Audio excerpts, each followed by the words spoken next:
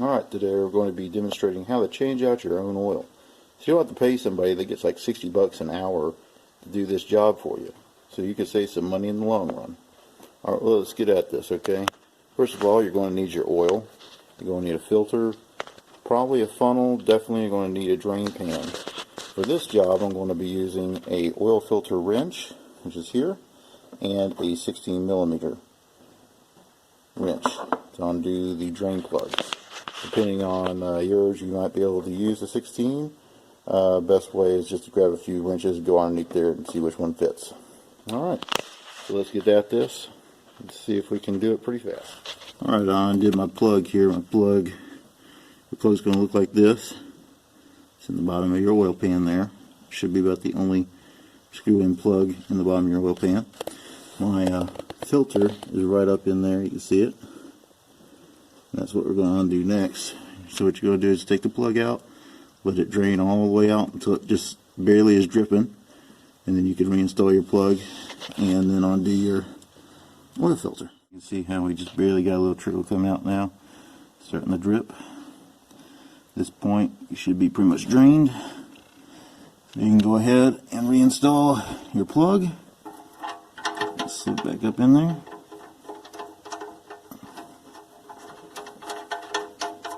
Screw it back up in.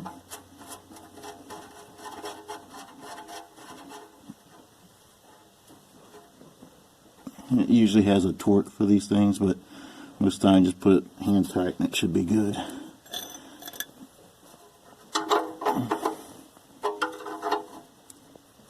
Set your hands on it. Give it a little push.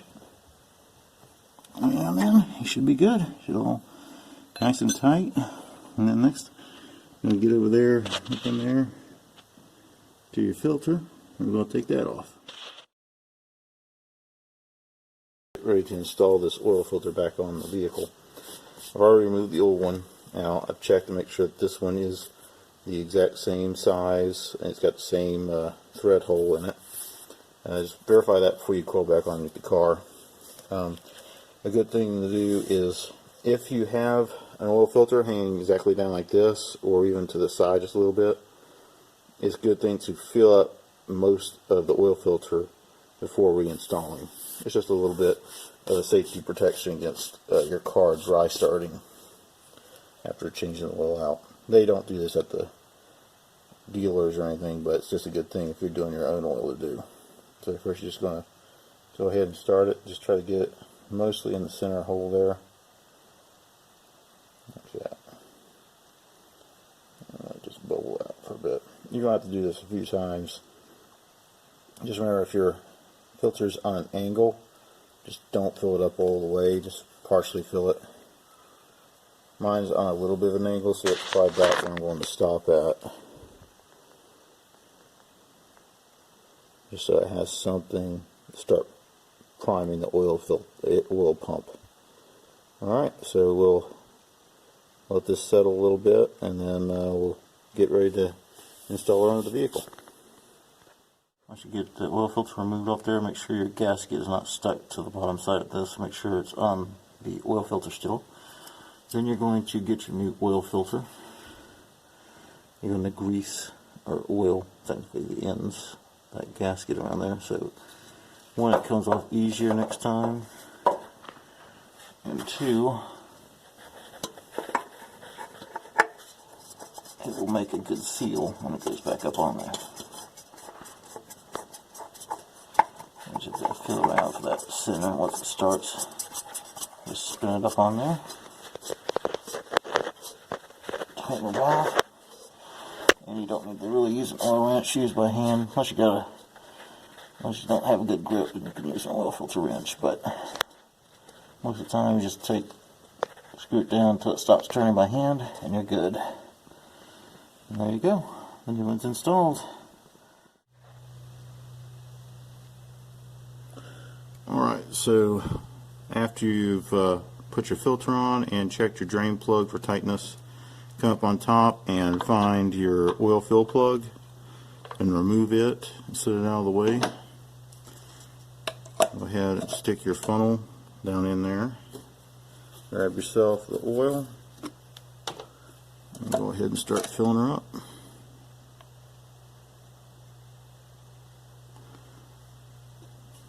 Alright.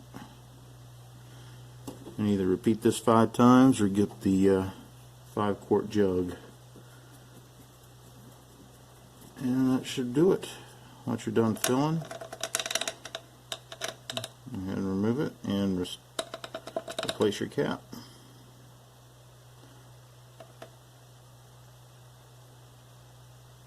Alright.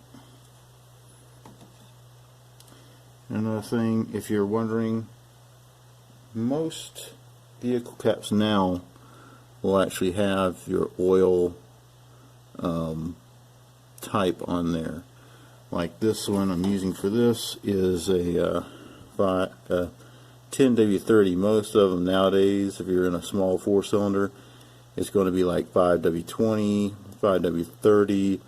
Now they have a 0W20 and a 0W16. So on top of your cap, most vehicles now, the manufacturers put it up there, and it will just say it in small lettering, 5W20, 5W30, oil use. And most of them will also just say, see your owner's manual. Alright, go ahead and replace your cap.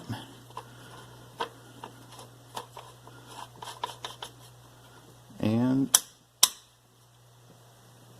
you're done.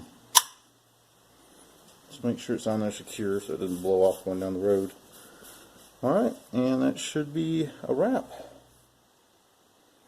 Alright, so if you're just wondering how much this actually cost me to do my own oil filter change, the oil filter itself is anywhere between $3 to like $15, depending on what one you want. I don't recommend going with the very highest, but then I don't recommend going with the very lowest either. Usually you'll pay somewhere around $4 to $6, depending on your car.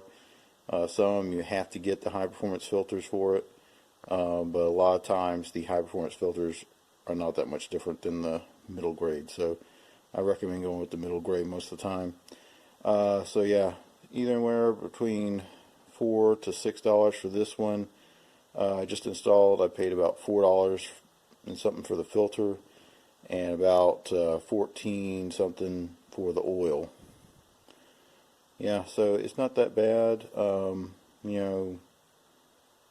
little bit over 20 bucks, but I mean, if you brought it to an actual dealer, they're going to charge you way more than that. So alright, yeah, so I hope this video helps everybody out there. And this one was on a 1999 Dodge Ram 1500 with the 5.9 in it, if you're interested. And this should be the same process for almost all the Dodge line of engines, from the 6-cylinder up to the 8-cylinder, anywhere between the 1994s and probably even earlier a little bit, all the way up to like 2006 or 7, I believe they went over to the Hemi. So yeah, anywhere in there, this should be a good reference point of where everything's at on the Magnum engines. Alright, well, I'll catch y'all later.